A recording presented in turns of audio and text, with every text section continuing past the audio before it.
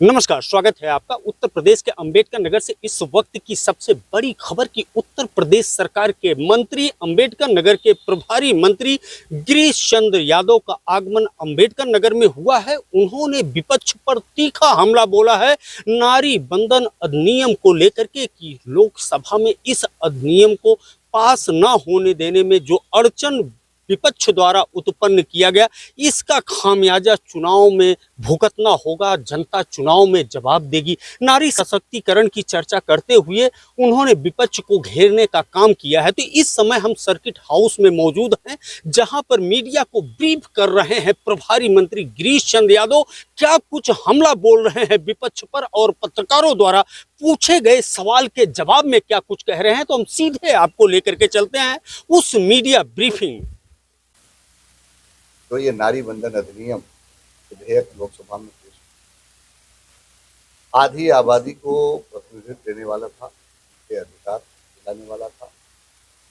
विपक्ष जो है निराशाजनक बातें करता है और विपक्ष मुद्दा विहीन लोग हैं, क्योंकि उस समय जब नारी बंधन अधिनियम लोकसभा में पास हुआ और पास होने के बाद जब उसके लागू होने की बात आई तो विपक्ष का जो नकारात्मक रवैया है वो जो है निश्चित रूप से आधी आबादी के प्रतिनिधित्व देने के अधिकारों को निश्चित रूप से जानबूझकर देरी करना, तरह तरह के अफवाहें पैदा करना, भ्रम पैदा करना, जिससे वो लागू न हो सके, इसलिए ये काम किया है। और ये आचरण देश की जो संसद में बहस चल रही थी, देश की संसद में जो चर्चा हो रही थी, हमारी आधी आबादी का प्रतिनिधित्व करने वाली महिलाएं वो अपनी आंखों से, चैनलों के माध्यम से, समाचार पत्रों के माध्यम से वो देख रही थी और सबके सामने है। आने वाले दिनों में इसका जवाब चुनाव में अपनी वोट की ताकत के बल से वो दिखाएंगे। विपक्ष के पास तो कोई मुद्दा है नहीं, तो वो लोग मुद्दा विहीन लोग हैं।